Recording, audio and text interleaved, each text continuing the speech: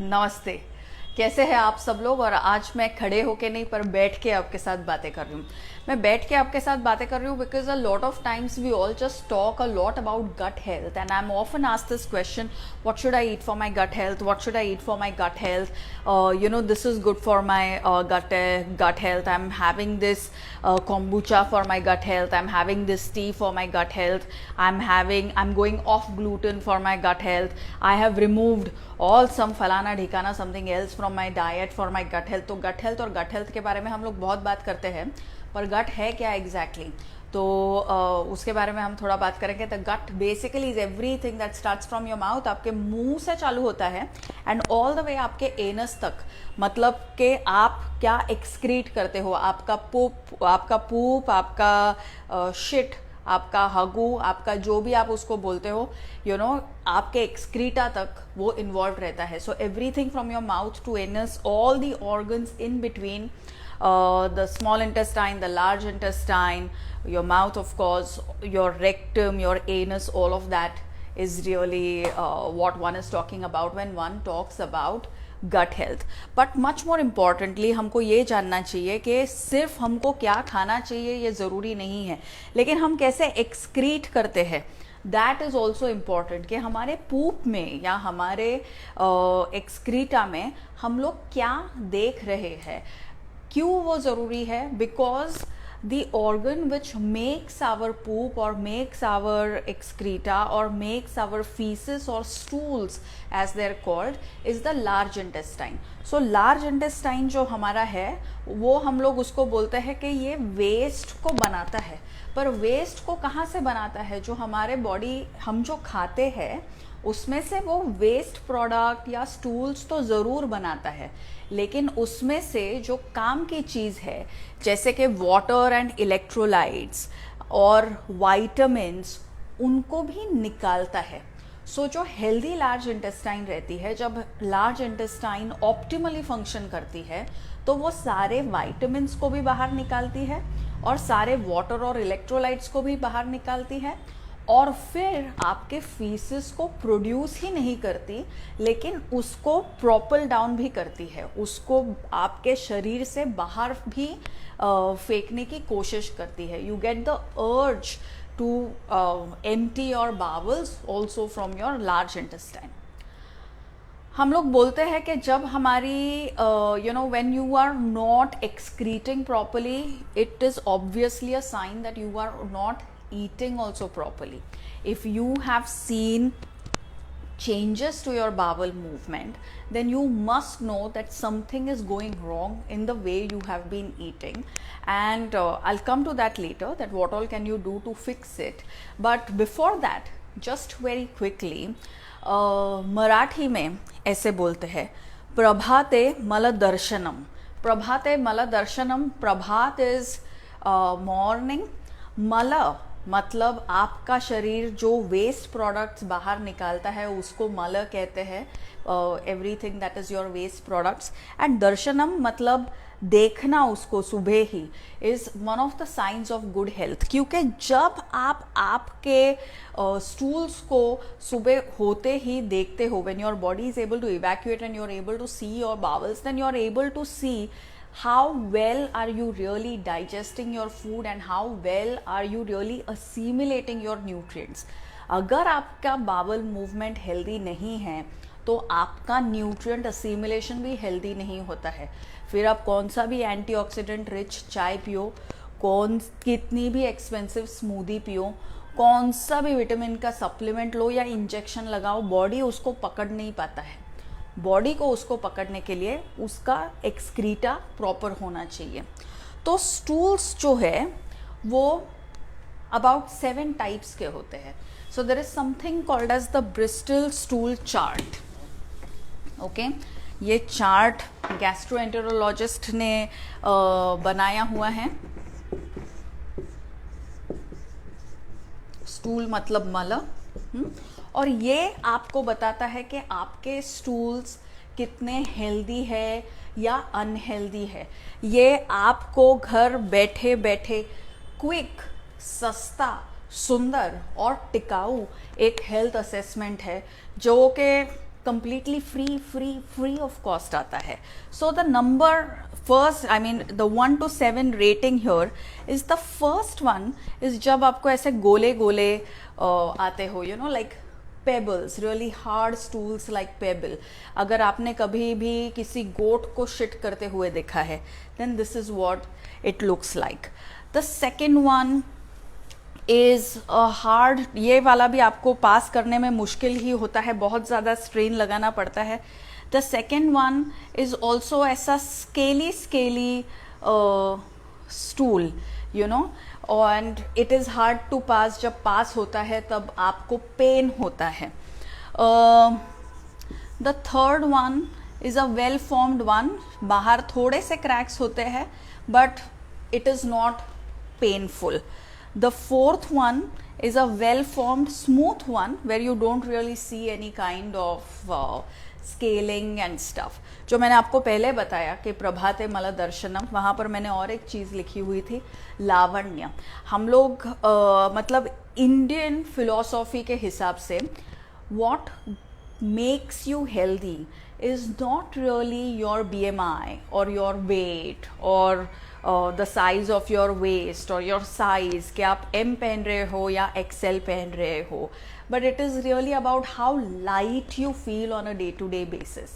And when do we really feel light? When we have complete bowel evacuation without any kinds of aches and pains. That's when we have a sense of lightness in our body, and the sense of lightness in our body is supposed to be the wealth of our health. So these two are the first two are hard to pass.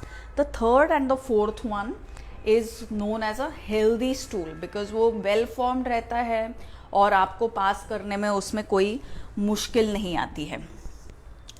Fifth one को आप समझिए कि first one के तरह ही रहता है, लेकिन मतलब आपको उसके एजेस तो दिखते हैं, लेकिन अगर ये हार्ड है तो ये एकदम ही सॉफ्ट एंड मशी रहता है. ये सॉफ्ट एंड मशी रहता है लेकिन वेल फॉर्म्ड रहता है.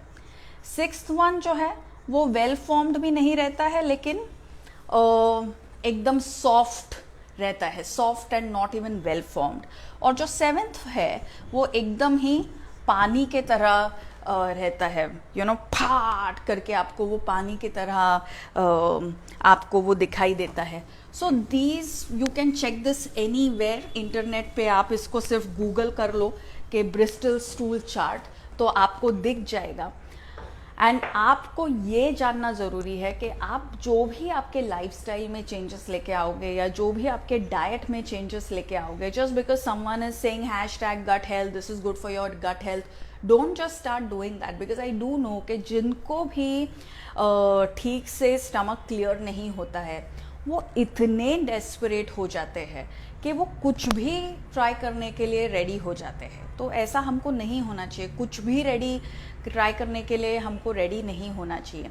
जो भी चीज़ हम हमारे लाइफ में लेके आए, you know, that should give us a stool which is between 3 and 4, well formed and easy to pass. It should not be hard, it should not be soft, it should not be something जो बाहर ही नहीं निकल रहा है, it should not be something जो अंदर 1 minute भी नहीं रह सकता है अगर आपको बाथरूम इमीडिएटली फ्री ना मिले तो. You should feel in control of your bowel movement. That is one of the most important signs of good health. So you know, instead of just blindly अच्छा ये प्रोबायोटिक दही आया है इसको खरीद लेती हूँ या इसको इंक्लूड कर लेती हूँ, instead of just doing any of those things, how do you rate a sustainable diet? How do you rate a sustainable lifestyle? How do you know that you are exercising correctly? If you begin to move from 1 or 2 towards 3 or 4, if you begin to move from that 5, 6, 7 towards 3 or 4, that's where you want to be. अभी healthy पूप के लिए या healthy stool के लिए आपको क्या करना चाहिए? तो बहुत सारी चीज़ें जो आपको करनी चाहिए वो बहुत ही सिंपल है. स्पेसिफिक चीज़ें तो मैं आपको बताऊंगी ही, लेकिन बहुत सिंपल है. फर्स्ट चीज़ जो कि आपको करनी चाहिए, that is sleep. Proper sleep is extremely crucial for good health of your intestines. अगर आप रात को जागने वाले हो और दिन में सोने वाले हो तो आपका इंटेस्टाइन, आप कुछ भी कर लो, कितने भी हैशटैग वाले प्रोडक्ट्स खरीद लो, कितना भी फास्टिंग कर लो, कितना भी और कोई आयुर्वेदिक क्रिया कर लो, या कोई और डिटॉक्स टाइप जाओ, या किसी फास्टिंग के फार्म में जाओ, डे टू डे बेसिस पे अगर आपकी स्लीप अच्छी नहीं है तो डे टू डे बेसिस पर आपकी पॉटी क्लीन और हेल्दी नहीं होने वाली है. It is important that you get that.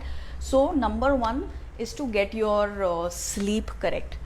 Number 2 is to ensure that you are staying active. This is one of the most important things, क्योंकि activity से ही हमारी गट हेल्थ इम्प्रूव होती है. पेरिस्टालसिस जिसे कहते हैं, where you actually start contraction of your intestines and you push your waste products out. इसका जो स्टिम्युलाई आता है या इसकी जो स्ट्रेंथ आती है, ये ओवरऑल बॉडी के स्ट्रेंथ से रिलेटेड रहती है, which is why our gut begins to slow down as we age. But आज मैं ये वीडियो क्यों कर रही हूँ? Because I see people in their 20s and 30s and unfortunately these days even in teenage, because of pandemic and the whole inactivity that it has gotten, you know, having very poor, having all the way up to like IBS as a health issue or an irritable bowel syndrome, or you know, because of many factors, but one of them is of course lack of movement. So it is important that you stay active. हर आधे घंटे में 3 minute के लिए तो खड़े रहिए. Make exercise a part of your life. भारतीय शास्त्रों के हिसाब से जो क्योंकि जब आपको पॉटी ठीक से नहीं होती है तो आपकी दादी या नानी हमेशा ये कहेगी कि ये तो गैस की प्रॉब्लम है, ये वात की प्रॉब्लम है, ये गैस की प्रॉब्लम है, ये वात की प्रॉब्लम है. सो वात जो हम जिसे हम कहते हैं, which is basically gas, this is most related to पायु. पायु इज़ बेसिकली योर लेग्स और how active you keep them. If you use your legs often, मतलब बेल बजी और आपने खोली, आपको रिमोट कंट्रोल चाहिए तो आप वहाँ तक चल के आप लेके गए, आपको फ़ोन चाहिए तो आपने खुद जाके आपका फ़ोन ले लिया, आपको पर्स चाहिए तो आप खुद उधर तक चल के गए, आपको किसी दुकान में जाने का है लेकिन आपने गाड़ी प्रॉपरली पार्क करके आप 20 मीटर चले. You are not like preventing your legs from doing the function that they ought to do, which is to move. Then your payu will make sure that your vayu or the gas that your body produces stays in a healthy state. और मानना ये है कि वायु जो है, this is only related to आयु. मतलब हमारी अच्छी आयु जो है, हमारी अच्छी लाइफ जो है, our entire life is dependent on how well we are able to keep the vayu और द वात और the gas in our body, which is then related to how active we stay. So sleeping on time important है, लेकिन staying active, staying physically fit, that is also extremely important. Now, in terms of food, what are the foods that I want you to include? Like I said, really simple और आपके घर का ही खाना I want you to include, because for good gut health you don't have to buy anything expensive or exotic. आपके घर पर बनाया हुआ खाना जो कि अगेन लोकल, सीजनल, ट्रेडिशनल या सस्ता सुंदर टिकाऊ SST is what you should be eating. So the number one food that I have for you, which is whether you are 1 or 2 on the Bristol chart or 5, 6, 7, it will help you, which is plain rice. Rice के ऊपर घी और फिर थोड़ा सा नमक, इसको आप अच्छी तरीके से मिक्स करके खाइए. ये राइस जो है ये हाथ सड़ी सा है, मतलब सिंगल पॉलिश्ड या हैंड पाउंडेड है. This is the rice that you should get. आपके एरिया का ही राइस आप खरीदिए. इंडिया में more than 10,000 varieties of rice है. Any variety of rice that you like, you can buy that rice. Rice जो है works as a prebiotic. Prebiotic मतलब ये आपके अच्छे बैक्टीरिया का खाना बनता है, खाना होता है. So rice is important for your health. Rice is nice if you are struggling with your gut health. अगर आप आपके बाथरूम में फ़ोन लेके जा सकते हो, मतलब आपके डाइट में राइस की कमी है, क्योंकि जो हेल्दी बावल होता है वो 1 मिनट में सारा काम ख़त्म कर सकता है। अगर वो फ़ोन पे बैठ के इंस्टाग्राम या ट्विटर ढूंढ सकता है, तो उसका मतलब ये है कि you are not eating correctly, you probably removed rice because you fear that it is starch and you fear that it is carbs and you fear whatever else, but you must know that it is prebiotic. It helps you keep your gut in a good place. Include rice in your diet along with some ghee, along with some salt, and that can just be one of your meals, or it can be a part of your lunch or dinner.